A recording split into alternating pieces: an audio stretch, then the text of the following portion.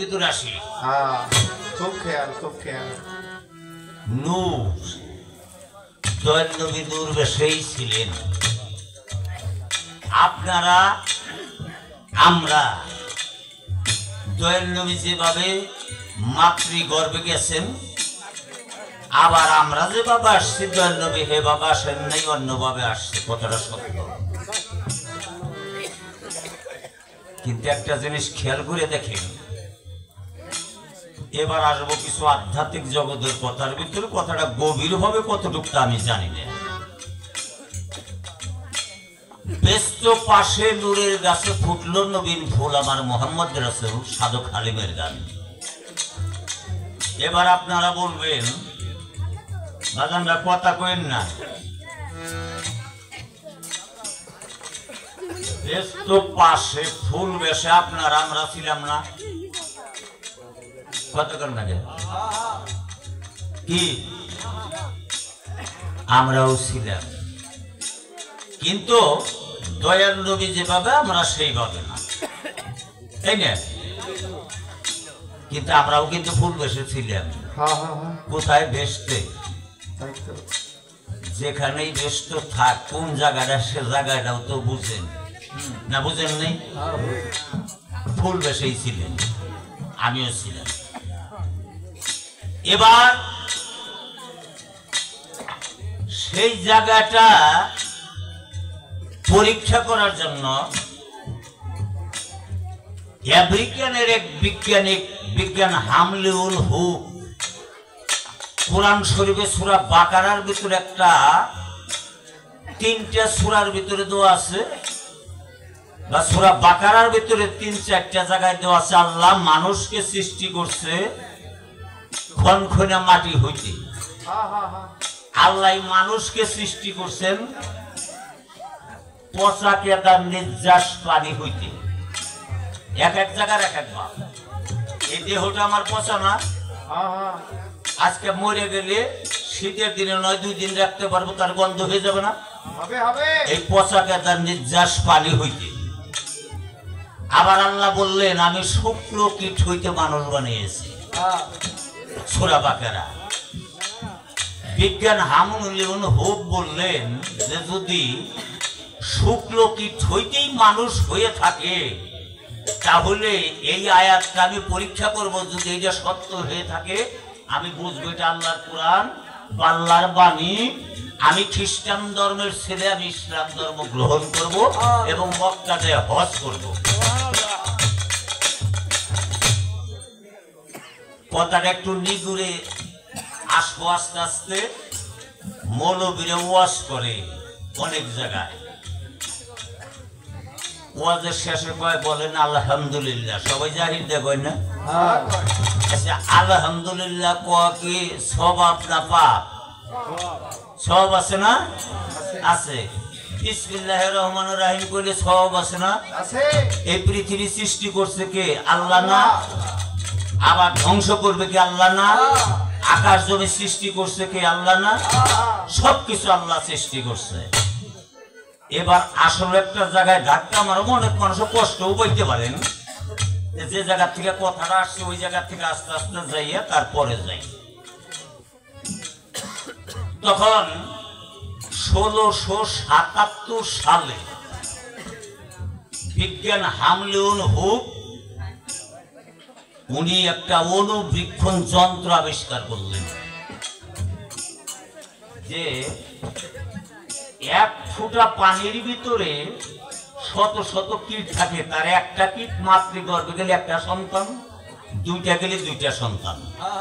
এই চোখে ধরা পড়ে না। উনি 1677 সালে অনুবীক্ষণ যন্ত্র আবিষ্কার করলেন। আবিষ্কার করে দেখে যে যতটুক রস প্রবাহিত হয়েছে তার ভিতরে মোট 2.5 লক্ষ কীট রয়েছে, আর 1 ফুটার ভিতরে শত শত কীট। এবার আসেন, অনেক মানুষে যায় কবিরাজের কাছে, যাইয়া কয় হুজুর কি আমার তো খালি মেয়ে ছেলে হয় না, চিকিৎসার জন্য যায় না?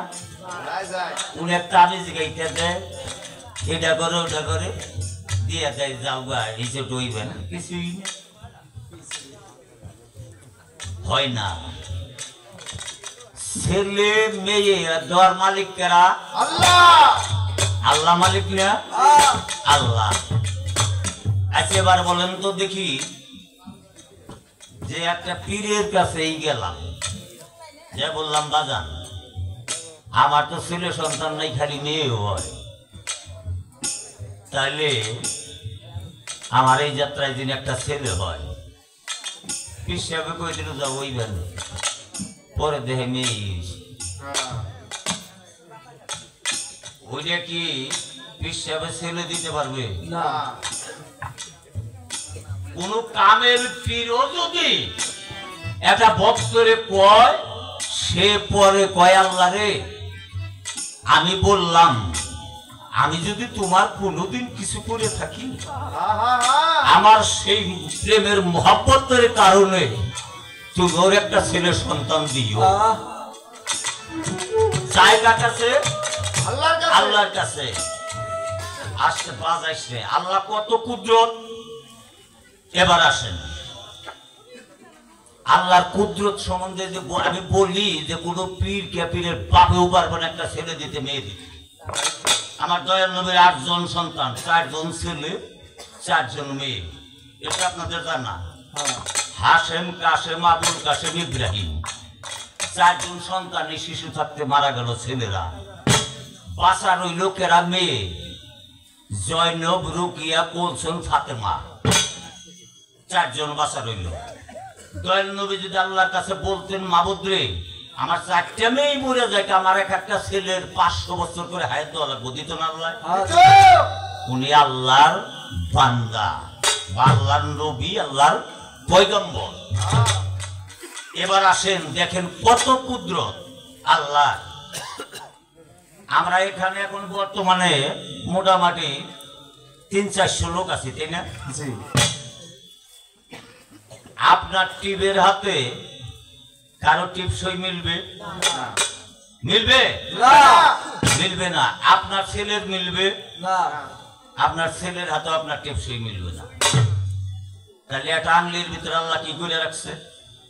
18 কোটি এই মানুষ আমাদের বাংলাদেশে, কারোর সাথে কারোর টিপ সই মিলবে না। তাহলে এই আংলিটার ভিতরে আল্লাহ কত কুদরত করছে। এবার আসেন এই আংলির থেকে মাঝের আংলিটা টিপ দিবেন, তাতে কি মিলবে? আপনার হাতেই মিলবে না। তাহলে একটা শুকনো কিটের ভিতরে এই 2টা হাত ছিল, 10টা আংলি ছিল, 2টা পাও ছিল এবং পায়েরও 10টা আংলি ছিল। এই মাথার চুল ছিল, হাড় ছিল, দন্ত ছিল, অল বডি ছিল। আল্লাহ কত কুদরত জানে। আমার আল্লাহ বলছেন কি, এইটাই হলো আধ্যাত্মিক জগৎ বলতেছি। এই রহস্য জানার জন্য আগে গুরুকে ধরো, কালো সাপুরের গান পরে নিজেকে চেন, দেহটারে পাশ করে। এই তত্ত্ব জানার জন্য মানুষ যাইতে হয় কার কাছে? গুরুকে চিনতে হবে, তারপরে নিজেকে চিনতে হবে। যে দেশকে চিনছে সে আমার দয়াল নবীকেও চিনছে, যে দয়াল নবীকে চিনছে সে আল্লাহকেও পাইছে। তাহলে এই নিজের রহস্যটাই নিজে আমরা বুঝি না, নিজের রহস্যটাই বুঝি না, বিধায়ী মানুষের কাছে আসে, তাই না? কিন্তু এখনকার মানুষ পীরের দরবার যায় কিসের জন্য? পীরের দরবার যায় বাজান, আমার একটা মেয়ে না বড় হয়ে গেছে, বিয়ে হয় না, কারা সাথে বিয়ে হয়। কলে ভালো, আল্লাহ পাক দেখবানে। কলে আমার ছেলে হয় না, একটা ছেলে যিনি হয়, বলে সেটা আল্লাহর ইচ্ছা। বলে আমার খেতে তেমন ফসল হয় না, আপনি একটু খেয়াল রেখেন। বলে আমার পেটে বেদনা, একটু পানি ভরিয়ে দেন। আর একজনকে আমার চোখ ব্যথা করে, একটু পানি ভরিয়ে দেন। তাইতে বাহের পাগল কইছে, কত জনে কত বেড়াম নেই আমার কাছে আইলো, কোনো সুদূর বইল না, আল্লাহ ছিলাম কেমবা। আল্লাহর রাসূল চিনার জন্য কোনো মানুষ পীরের দরবারে যায় না, নিজের চিনার জন্য যায় না, আল্লাহরে চিনার জন্য যায় না। আল্লাহর নিশান একটা রাস্তার কথা বলে যাব এবং দয়াল নবীকে দেখারও একটা রাস্তার কথা আমি বলবো, কিন্তু কেউ বুঝলে বুঝবেন, না বুঝলে না বুঝবেন। আল্লাহ বলছে যদি আমার কিঞ্চিত পরিমাণ চিনতে চাও আমার উপরের দিকে তাকাও, তাতেও যদি না আসেন আমার জমিনের দিকে তাকাও। এই বাড়ির উপরে একটা কলা গাছ লাগাইবেন, একটা আম গাছ লাগাইবেন, একটা আমড়া গাছ লাগাইবেন, একটা তেঁতুল গাছ লাগাইবেন, একটা কাঁঠাল গাছ লাগাইবেন এবং একটা জলফই গাছ লাগাইবেন, একটা পিয়ারা গাছ লাগাইবেন, একটা গাছ যে কোনো গাছ লাগান, মাঝখানে 4-5টা মরিচ গাছ লাগাইবেন। অনেকদিন ধরে বৃষ্টি হয় না, পানি দিতেছেন মোটরের দিয়ে ফিতা দিয়ে। আচ্ছা পানি কি আলাদা আলাদা দেওয়া হয় না একই টিউবওয়েলের পানি দেওয়া? আর বালতিতে যদি কোনো পুকুরে তো পানি আনা হয় ওটা তো একই পুকুরে পানি। তা সব গাছে দিতেছেন, ওই কলার সাতটি তেঁতুলে পাইবেন, ওই তেঁতুলের সাতটি কামরাঙ্গাই পাইবেন, ওই কামরার সাতটি আমরাঙ্গাই পাইবেন, ওই যে সাতটি আপনি কাঁঠালে পাইবেন, কাঁঠালের সাতটি জল বইতে পাইবেন। তাহলে একই পানি একই জমি, তাহলে আল্লাহ কত কুদরত এখানে রাখছে। তাই আল্লাহ বলছে হে আমার বান্দা, তুমি যে রাত্রে ঘুমাও, ওই যে কথাটা ইঙ্গিত দিছে, যে ঘরে ঘুমাও ওই ঘরকে মৃত্যু কবরে ন্যায় রাখিয়া ঘুমাইও না। তুমি তো জীবিত মানুষ, আর যে মৃত্যু হয়েছে তো মৃত্যুই হয়েছে, তুমি জীবিত। যতক্ষণ ওই ঘরে তুমি চৈতন্য আসাও, আমার নাম লইতে লইতে তুমি ঘুমাও, আমি আল্লাহ আমার সৃষ্টির কসম খাইয়া বলতেছি, ওই রাত্রে তোমার মৃত্যু হইলে তোমার কবর আযাব, কাল হাসরের মাঠ আযাব, হিসাব বিনে হিসাবে তোমাকে জান্নাতবাসী করে দেওয়া হবে। এই জন্য গানের শেষ মর্ম, শেষ কথা হইল, বাড়িতে যাইবেন যারা গেছে, ওরা তো গেছেই, ওরা গেছে, ওরা মরুক। আর যারা আছেন, যতক্ষণ পর্যন্ত ঘরের ভিতরে থাইকে আল্লাহ আল্লাহ করতে করতে যদি ঘুমান, ওই রাত্রে আপনার মৃত্যু হইলে আল্লাহ আপনার কবর আযাব দিবে না, কাল হাসরের মাঠেও হিসাব দিবে না, বিনা হিসাবে জান্নাতবাসী। আর সরকারে এক এক বাড়ি 3-4টা করে মোবাইল, একটা সিম উঠিকার গেলে কইলে আপনার আইডেন্টি কার্ডের ফটো কপি আনেন গে ন লাগে না, করে টিপ দেন, এই অর্ধেক টিপ, এই অর্ধেক টিপ দিবে। তাতে 18 কোটি মানুষের সাথে কারোর সাথে কারো টিপ মিল আছে? মিল নাই। এই জায়গাটার ভিতরে আল্লাহ কি করে দিয়েছে এইটুক জানার জন্য এই মানুষের কাছে জানগা।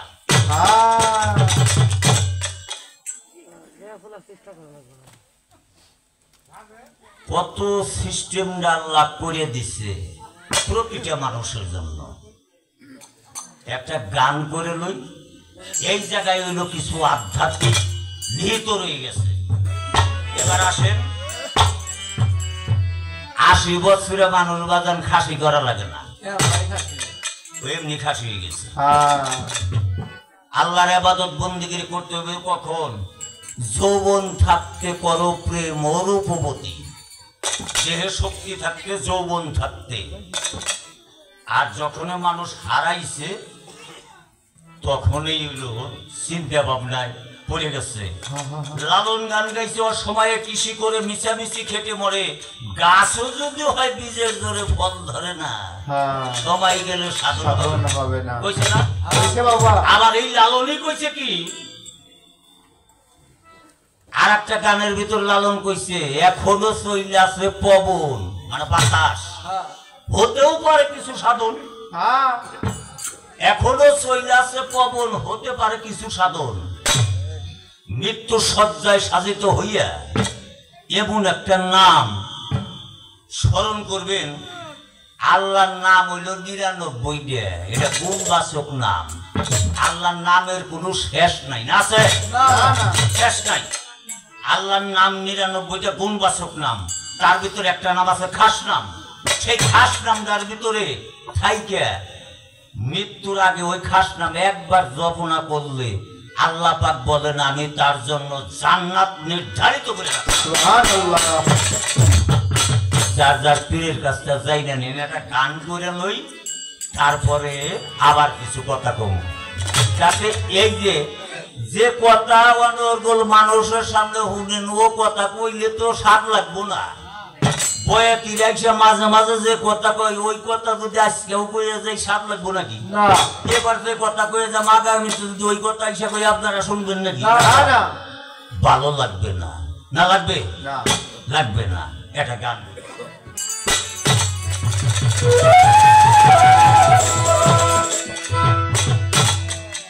ওরে মেরাজের দাওয়াত পাইয়া নবী ভয় পাইলেন তখনই হায় হায়। মেরাজের দাওয়াত পাইয়া নবী ভয় পাইলেন তখনই। গোপন তত্ত্ব সেই বুঝিবে হইছে যে জন জ্ঞানী। শোনো মেরাজের কাহিনী, গোপন তত্ত্ব সেই বুঝিবে হইছে যে জন জ্ঞানী। শোনো মেরাজের কাহিনী, গোপন তত্ত্ব যেই পেয়েছে হইছে মেরাজের।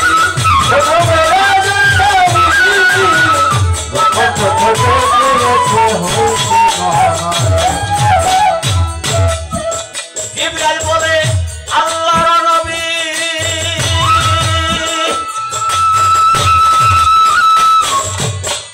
নূরের পুরা কাছে দাঁড়াতো ওটা সামনে। জিবরাইল বলে আল্লাহর নবী নূরের পুরা কাছে দাঁড়াতো ওটা সামনে।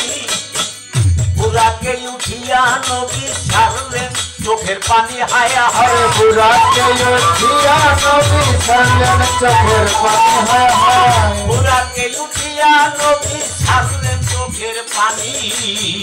গোপন তত্ত্ব সেই বুঝিবে হইছে যে জন জ্ঞানী।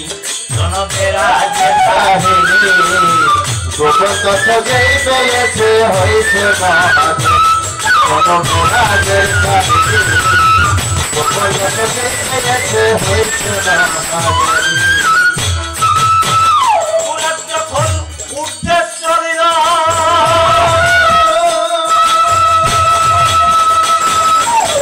পিছন হতে রক্তের চাকায় নবীকে ডাকিল রে।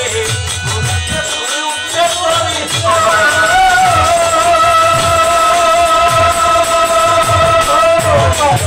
হতে রক্তের চাকায় নবীকে ডাকিল বলে দয়া করিবেন না হুজুর আপনার চরণ হাতে হাতে আপনার জন্না হুজুর আপনার চরণ পানি হায় হায়। দয়া করিবেন না হুজুর আপনার চরণ হাতে। গোপন তত্ত্ব হইছে মেরাজের। শোনো মেরাজের কাহিনী, গোপন তত্ত্ব যেই পেয়েছে হইছে মেরাজের।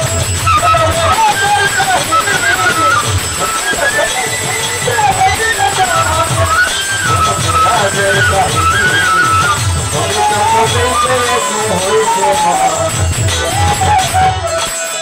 দয়াল আমার পরে পরে ডাক শুনিতে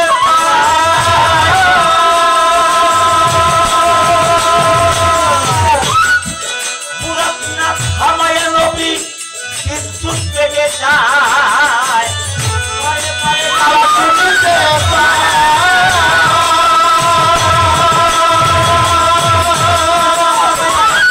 থামায় নবী বিদ্যুৎ বেগে যায়। দয়ালের বুকের প্রতি মারিল জুয়ালো করুণী হায় হায়। বুকের প্রতি মারিল আদর কারণী হায় হায়। বুকের প্রতি মারিল জুয়ালো করুণী।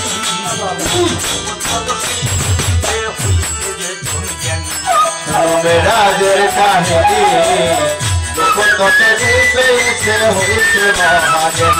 শোনো মেরাজের কাহিনী, গোপন তত্ত্ব যেই পেয়েছে হইছে মেরাজের। খাইয়া মুরাদ পড়ে যায়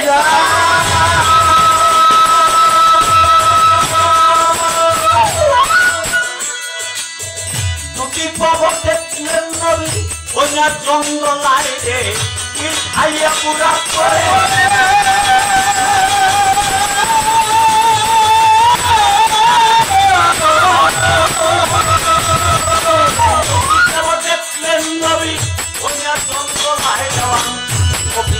মাতা পিতার পাইল কবর খালি হায়া মাতা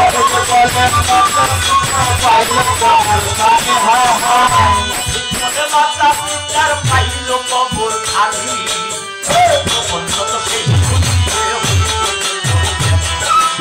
রাজের কাহিনী গোপন হয়েছে মহাজন রাজের কাহিনী গোপন হয়েছে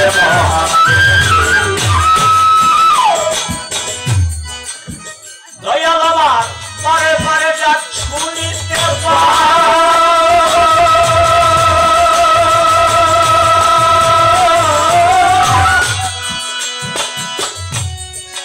দেখেন যদি পিছন দিকে ঘুরে তাকায় বুড়াক থামায় তাহলে আর মেরাজে তার যাওয়া হয় না তার জন্য আশিকির সুন্দর বুড়াক না থামায়া নবী বিদ্যুৎ বেগে যায় দয়ালের মুখে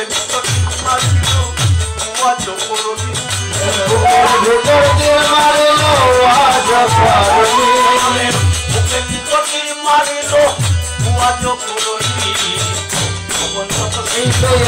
হয়েছে মেহাজানি রাজের কাহিনী গোপন হয়েছে মহাজানি রাজের কাহিনী গোপন হয়েছে মহাজানি। ধন্যবাদ। কেমন প্রশ্নটা করছে প্রথম খেয়াল করছেন তো?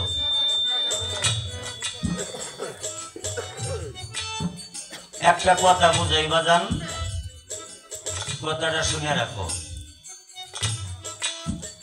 ফুল ছিঁড়ে নিয়ে আসলো জিবরাইল একটা মানুষের উপরে ভর করে প্রশ্ন করছে না? এই প্রশ্ন হইল ওর কাছে আমি করলাম, এই প্রশ্ন আমার কাছেও করবো কেন? এটা হলো নবী তত্ত্বের ভিতরে। এই প্রশ্ন আমি ওর কাছে করলাম, তুমি জবাবটা দিলা। তোমার পরের কথা বুঝলা 5টা কথা কইছাও, ওই 5টা কথার জবাব নিলাম। আর একটা প্রশ্ন করছে, দেখেন ফাউলটা করে কেমনে। বল নিয়ে যাইতেছে, আর যাইটা কত বিলিয়ন আছে না, তাই হেরে 5 কিলো লাথি মেরে ফেলাইছে। এই ধরনের ফাউল করছে। বল দুইটা পাইল আব্দুল্লাহ আর দুইটা পাইল আবু তালেব, 3টে। মানে হযরত আলী, ইমাম হাসান হোসেন, এই 3টে পাইছিল। আর একজন আর ওইটা পাইল আব্দুল্লাহ, হইল 2টে। ফাতেমা আর দয়ার নবী, মানে 5টা পাপড়ি ছিল ওই ফুলে। প্রথম গন্ধ গেছে 2টে, দ্বিতীয় গ্রানে গেছে 3টে। এটা আমার কাছে জিজ্ঞাসা করে পারে না, তারপরেও করছে। মানে আসলে যেগিনা দেখবেন জন্ম সূত্রটা ভালো হয়, ওগুলা কোনো তালিবালের কথা কেমন না, সুগা রাস্তা যাইতে দিই। আর জন্মের ভিতরে ভেজাল থাকলে কথা দেখবেন খালি কাউরে। যে কথা আমি জিজ্ঞেস করে ভেজে, ও আমারও জিজ্ঞেস করে বিপদে ফেলায়। আমি তোরটার ওটা জব দিই মই তোর, আমি খারাপ কিছু কম না, গালি দিব না, নাকি বল? জন্মে তোর ভেজাল থাকে, তারপরেও গালি দিব না। मेरा जरा कावल माया नबी होइसे महाजनी, मेरा जरा कावल माया नबी होइसे महाजनी, तुम तो जैसे ऐसे हो जाए तो मेरा जर काहिनी, तुम तो जैसे ऐसे होइसे महाजनी। হইছে রাহো। এবার প্রশ্ন করছে কি, পরের প্রশ্নটা তার মতো করছে। বলে আপনারা 2 ঘন্টা খাটানোর ব্যবস্থা করতেছে, আমি যদি না খাটি কি কর? গরুর পাই দিতেছে ছোটে আটে, ছোট আটে পারবে না, বল দেয় এ হ্যাঁ পাই দিচ্ছে, একটা হুইয়া পড়ছে। বেশি পাই দিবে আর বুঝাবো তোমার দাঁড়া কি করেন আপনারা তাই তো কারণ পোলাপান যদি মুরব্বীকে সম্মান না দেওয়া তাহলে ওটা কোন জন্মের পোলাপান চিন্তা করেন আজকের পোলাপানরা বিচারে যাইবেন বিচারে কথা কইবেন পোলাপান এসে তো মুখ দেয় চাচা চোখ চাহের বুঝেন না বলে তোর বাড়ি গনে বলে আমার বাড়ি চিনেন না আমার বাড়ি এই টাঙ্গাইল কি আমি যুবলীগের সাধারণ সম্পাদক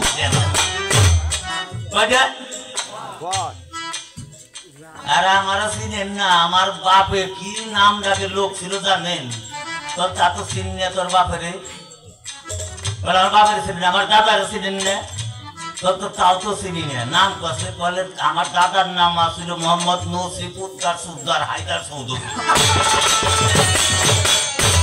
মানে খুব নাম করা লোক ছিল বুঝছেন ওর নাম কই না বাপের নাম কই না বলে আমার দাদার চিনেন না আমার দাদার নাম ছিল মোহাম্মদ নসিব উদ্দার সুদ্দার হায়দার ক্ষমতাশালী মানুষ ছিল চুপ করেন বিচার আমি করি তোলা মানে কই না এই খাইছে তোর এই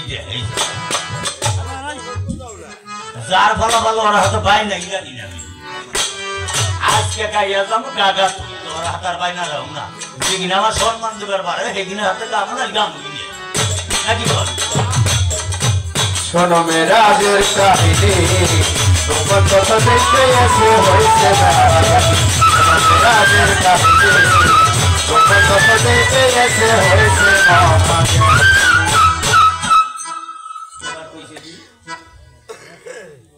যে প্রথম আসমানে যখন মেরাজে গেলেন প্রথম আসমানে একটা ব্যক্তির সাথে দেখা হইল কার সাথে দেখা হইল দ্বিতীয় আসমানে গেলেন দুইজনের সাথে দেখা হইল তৃতীয় আসমানে তিনজনের সাথে দেখা হইল চতুর্থ আসমানে গেল চারজনের সাথে দেখা হইল পঞ্চম আসমানে গেল পাঁচজনের সাথে দেখা হইল ষষ্ঠম আসমানে গেল ছয়জনের সাথে দেখা হইল মানে সোজা কথা বাদ দে কথার বেহে দূরে বইব মানে এমন একটা খাইছ মানে প্রথম আসমানে যার সাথে দেখা হইলো দ্বিতীয় আসমানে আর একজনের সাথে দেখা হইলো তাই দুইজনের সাথে দেখা হয়ে গেল ওইটারে টাইনা নিয়ে আবার দ্বিতীয় আসমানে উঠিতেছে আবার দ্বিতীয় আসমানে যে দুইজনের হাতে দেখা হইলো ওই দুইজনের টাইনা নিয়ে তৃতীয় আসমানে উঠে বলে যে আসমানে তিনজন আসলে মূলে যে আসমানে যেটা হাতে দেখা হয়েছে ওটা হয়ে যায় থুইয়া যায় আসে আর হাতে দেখা হইল যেমন এলাসিনটা পার হয়ে আইছি এইদিকে ওখানটা পার হয়েছে ও এলাসিনের ব্রিজ আবার আইনে টাঙ্গাইলে মিশিতেছে শয়তানকে যারা বাপ থাকা এই জন্যে কিছু মানুষের সাথে হইলো বলদ খায় না পড়ে না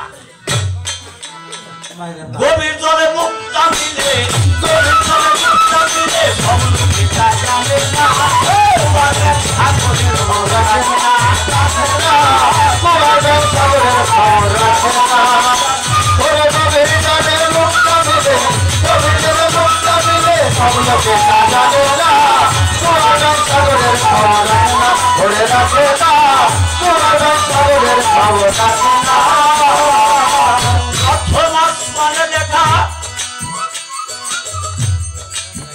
মানব জাতির পিতা যদি হয় হযরত আদম আলাইহিস সালাম ছিলেন সেথায় হাদিস বুখারীতে কয় দ্বিতীয় আসমানে যখন গেলেন আমার দিনের পয়গাম্বরে ইদ্রিস আলাইহিস সালামের সাথে দেখা বলতেছি সবারে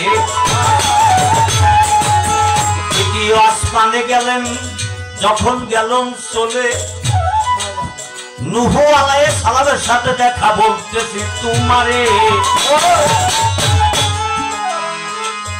চতুর্থ আসমানে গেলেন দিনের পয়গাম্বর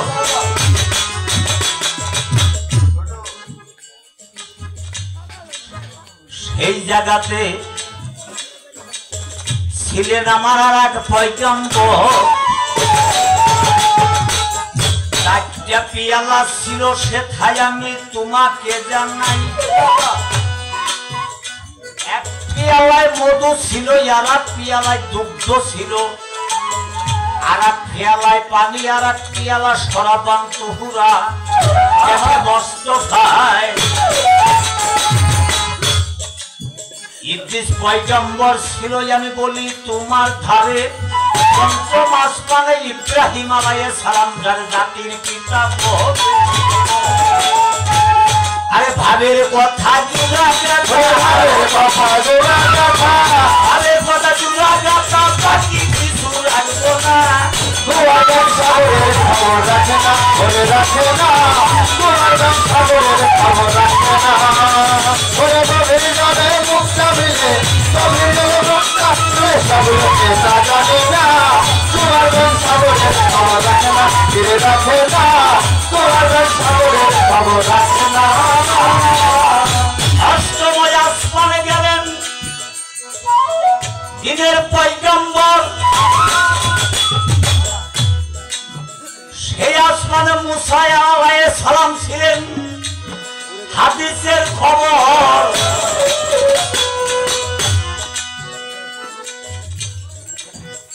উনি মেরাজে যাওয়ার সময়, আসার সময় মুসা আলাইহিস সালাম দয়াল নবীকে অনেকভাবে সহযোগিতা করছেন।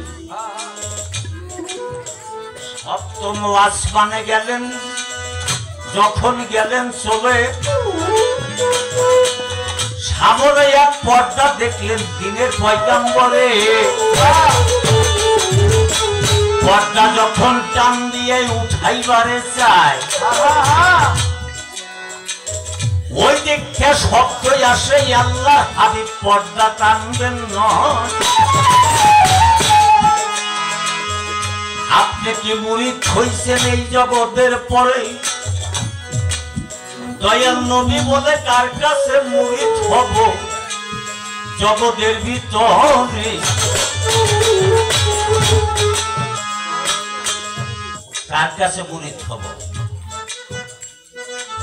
শব্দই আসলো, হে দোস্ত তোমাকে জানাই। বিসমিল্লাহ বলে চক্ষু বন্ধন করে হস্ত বাড়ানো তাই। হস্ত যখন বাড়াইয়া দিলেন, উনার হাতে লাগলো একটা হাত। সেই হাত ধইরা বায়াত পড়লেন, জানো হাকিকত। ষষ্ঠ মাস মানে একটা দয়াল নবী হাত দেখিতে পায়। সেই হাতের ভিতরে আংটি ছিল, দেখে মস্ত পায়।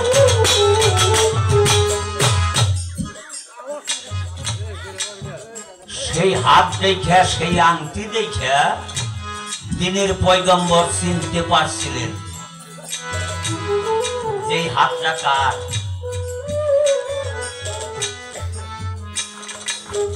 হাত দেখিয়া দয়াল নবী আরে মনে মনে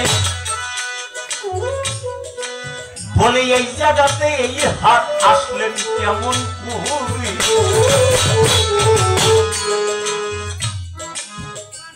একটা মহিলার হাত দেখছিলেন, আমি তার নাম বলতে পারবো না।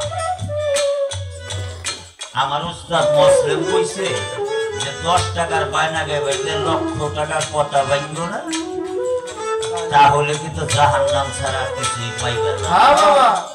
এটা যার যার পীরের কাছে পান লিখতে যাই না। আমি যদি এই জায়গায় বলি কথা বলে কিছুই থাকে না।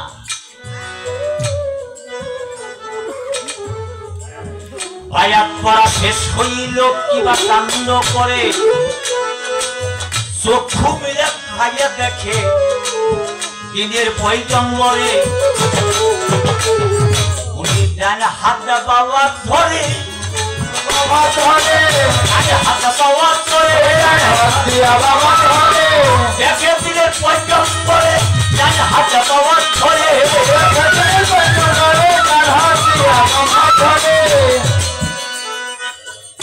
বাজান উনি সপ্তম আসমান ভেদ করে সিদরাতুল মুনতাহার পর্যন্ত চলে গেছিলেন। এই দয়াল নবীর সাথে পৃথিবীর কোনো মানুষই তুলনা হয় না। উনি নবীরও নবী।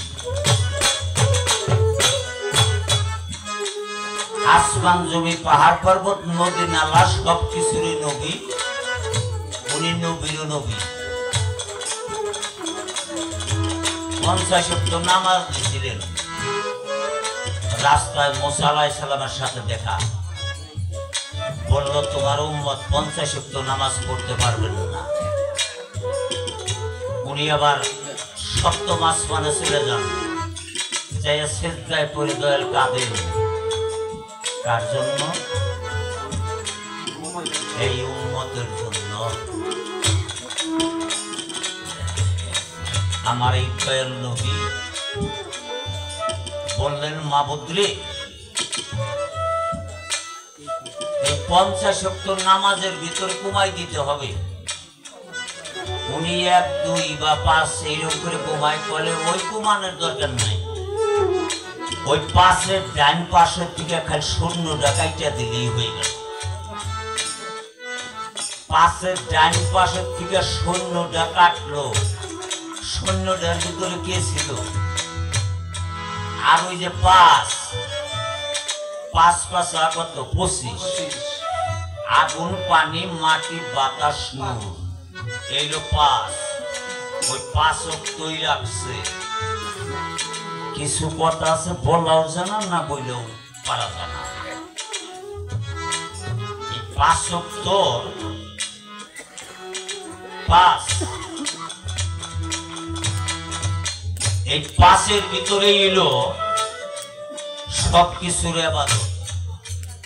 এই 5-এর ভিতরে ফজর পড়ছে আদম শফি, জোহরত পড়ছেন ইব্রাহিম নবী, আসরে ইউনূস নবী, মাগরিবে এশার রুহুল্লাহ, এশার নামাজ পড়েছেন মুসা কালিমুল্লাহ। 5 পয়গম্বর, 5 ওয়াক্ত আমার দয়াল নবীর গুণোক্ত। তাহলে আমার দয়াল নবীর নামাজ পড়ছে কার জন্য?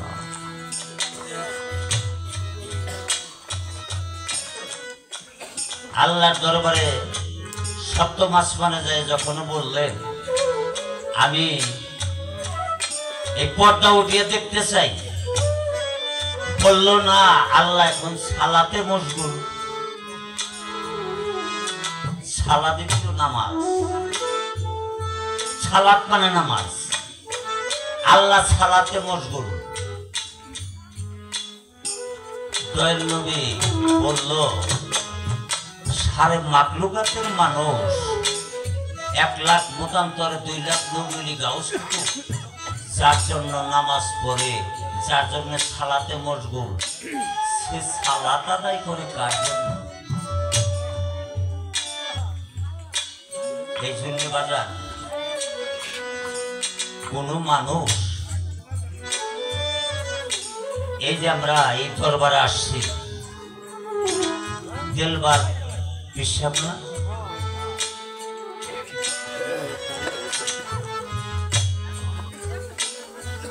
তার ভক্তরা ওই যে এখানে প্রতিটি শীতকে সর্বতালি না, জয়নালের কি ওর বাবা, যতগুলো লোক মুড়ি থই এই দরবার আসবে, ভক্তরা আসবে, দেখা যায় যে পীরে সেও কিন্তু ধ্যানে মশগুল হয়ে গেছে। সে কার নামাজ পড়ে, সে কার জন্য ধ্যান করে, কার জন্য রাত্রে রাজ্যে চিন্তা ভাবনা করে, কার জন্য করে? আমার আল্লাহ কিন্তু আমার দয়াল নবী হযরত মুহাম্মদ সাল্লাল্লাহু আলাইহি সাল্লাম উনার জন্য পাগল ছিলেন। উনি কার নামাজ পড়তেন? কার জন্য? এই উম্মতের জন্য। আমার দয়াল নবী পেটে পাথর বেঁধে রাখছেন, খান নাই কার জন্য? এই উম্মতের জন্য খান নাই। মাতা পিতাও ছেলে সন্তানের জন্য অনাহারে থাকে, থাকে না? থাকে। আল্লাহ এই নবী সম্বন্ধে ওনার গুণ কাহিনী কইতে গেলে কিছুই থাকে না। এসে দেখা যায় আল্লাহ রাসূল আর উঠে যায় আল্লাহ রাসূল, মাঝখানে আর কিছুই থাকে না। যেখানেই যে ভজনা করেন যাই করেন আমার দয়াল নবীর কোন কাহিনী কইয়া পৃথিবীর বুকে কোনো শেষ করার যাবে না, উপায় নাই। কোন প্রকারই ওনার কোন কাহিনী বইলে শেষ করার যাবে না বা উপায় নাই। নাছে নাই। মাতা পিতা মানুষ করে ছেলে সন্তানের গায়ে চামড়া কাইটা দিয়েও যদি মাতা পিতার জুতা বানায় দেয় তাতেও কিন্তু ঋণ শোধ হবে না। না হবে? কেমন নবী মুসা আলাইহিস সালাম কি বললেন মেরাজের সময়? নবী আমার সায়াদুল আম্বিয়া,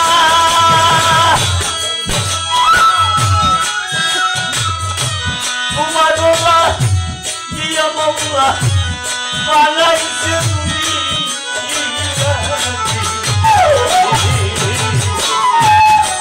মোহাম্মদ কামলিওয়ালা নবী সায়াদুল আম্বিয়া।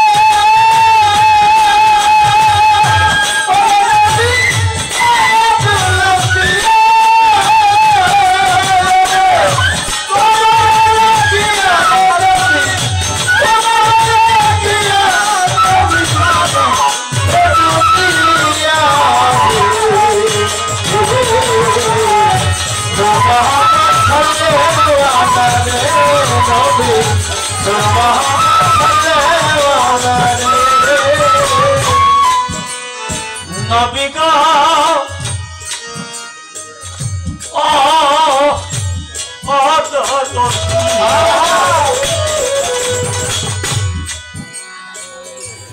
আল্লাহ কাছে জিজ্ঞেস করে নামাজ পড়ে কার? জিবরাইল বলে উনি নামাজ পড়ে নবীর উম্মত যারা তাদের জন্য বলতেছিলেন। এই কথা মুসা নবী শুনে কান্দে জাগার হইয়া বলে এই যুগের পয়গাম্বর হইয়া যদি থাকতাম আখেরের পয়গাম্বরের উম্মতের লাগিয়া। মুসা নবী বলতেছেন যে যুগের যদি পয়গম্বর না হইতাম, এই আখিরি জামানার পয়গম্বরের যদি উম্মতে দাখিল হইতে পারতাম তাও আমার জন্য ধন্য হইত। এই যুগের যদি উম্মত না হইতাম, আখিরি জামানার পয়গম্বরের যদি উম্মতের ভিতরে আমি গণ্য হইতাম তাও আমার জন্য ধন্য হইত। উনি যে শ্রেষ্ঠ নবী কত কষ্ট করে পেটে পাথর বেঁধে রাখে উম্মতের কারণে। উম্মত আমার হয় গুনাহগার, উম্মত আমার হয় গুনাহগার, কান্দে আমার দিনের পয়গম্বর উম্মত আমার হয় গুনাহগার, কান্দে আমার দিনের পয়গম্বর উম্মত আমার হয় গুনাহগার। সপ্তম আসমানে সেজদায় পড়ে দয়াল নবী কাঁদে, মাবুদ রে তোমার দুজকের যত সাজা যত কষ্ট আছে সব সাজা সব কষ্ট আমি ভোগ করব। তোমার দোজখের যত আগুন আছে সব আগুন সব সাজা আমি ভোগ করব, কিন্তু আমার একটা উম্মত যিনি তোমার দোজখে দিও না। আমার দয়াল নবী চোখের পানি ছেড়ে দিয়েছে, যাই বই করতেছে যে আমার একটা উম্মত যেন তোমার দোজখের আযাব কষ্ট করতে পারবে না। তাই আমি একটা প্রশ্ন করছিলাম যে বেহেশতের ভিতর ফুল রাখা আসে, সেই ফুল দরজার সামনে আসে। নবীর কাছে জিজ্ঞাসা করছিলেন ফুলের কাছে, ফুলে বললেন আল্লাহ দিছে আমার উম্মতের ভার, আল্লাহ দিছে আমার নবুয়তের ভার, পৃথিবীর বুকে একটাই উম্মত বাকি থাকতে আমি আল্লাহর বেহেশতে যাব না।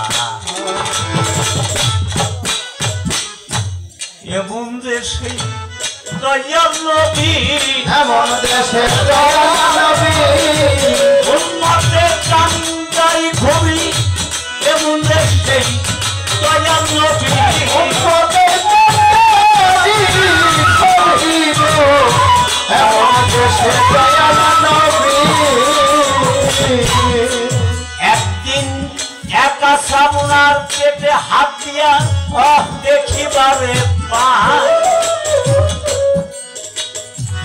পেটে পাথর বানতে লাগছে নিজের মস্ত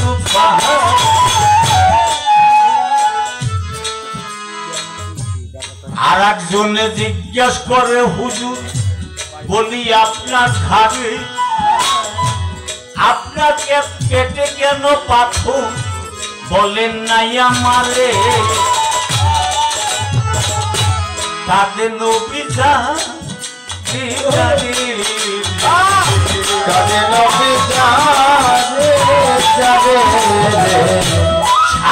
আমার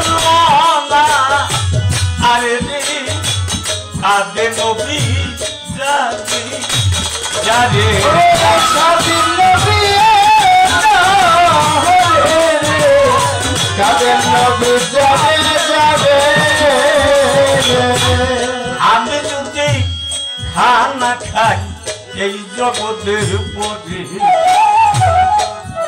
আমার উম্মত কি খাইবে সেদিন কাঁদছে উনি, তবে উম্মতের লাগিয়ে দয়াল খানা তো খান নাই। এমন নবী আমাদের যুগে পেয়েছিলাম তাই, পেয়েও তারা হারাইয়া পেয়েও আমরা হারাইয়াছি, কোথায় গেলে বাবু তারে পেয়ে আমরা হারাইয়াছি, কোথায় গেলে আমরা হারাইয়াছি। নবী যদি কাউকে সাফায়াত না করে, কারো কি সাফায়াতের উপায় আছে? না না বাবা নাই। আমাদের সেই আখির জামানার পয়গম্বর এই আমাদের উম্মতের জন্য কিন্তু খানাই খান নাই।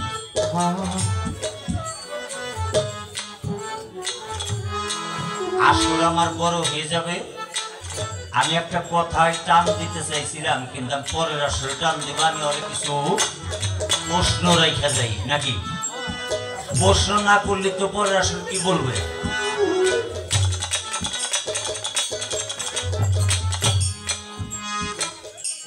এবার তুমি রেখে রাখো বলি তোমার ধারে দয়াল নবী কিন্তু কপালে মা মেনার গর্বে গেছে চলে।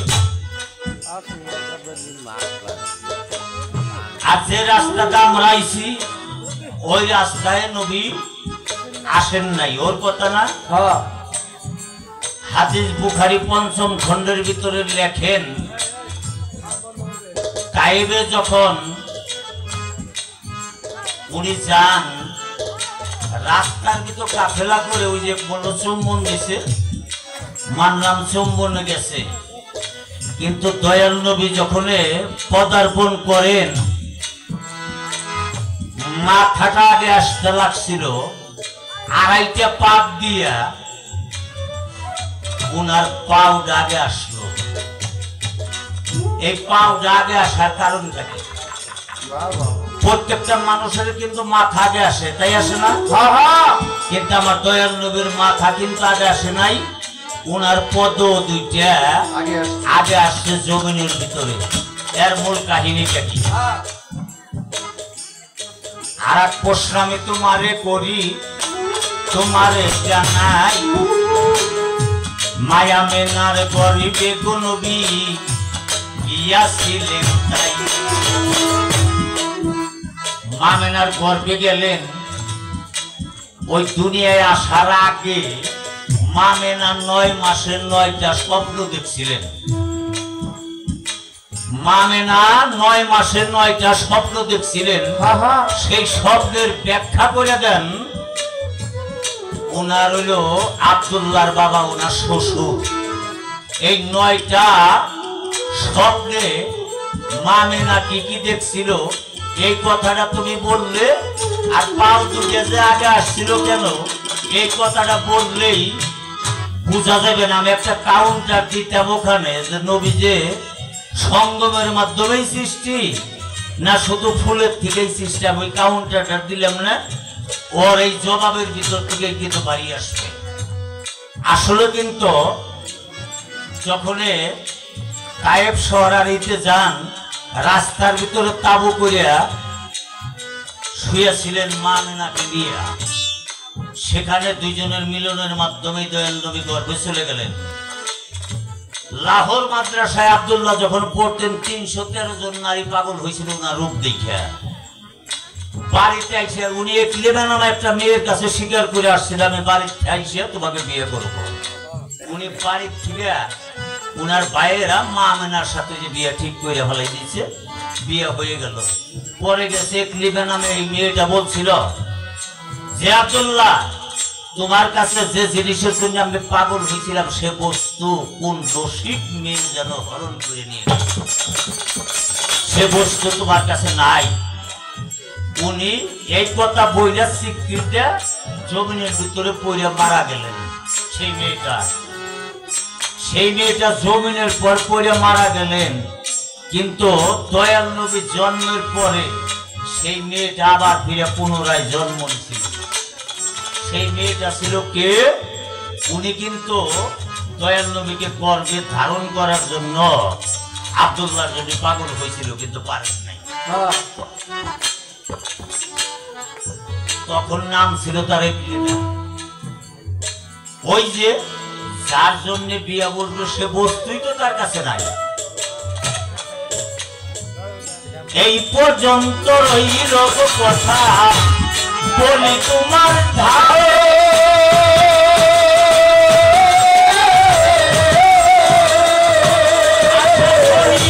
সুন্দরভাবে জবাব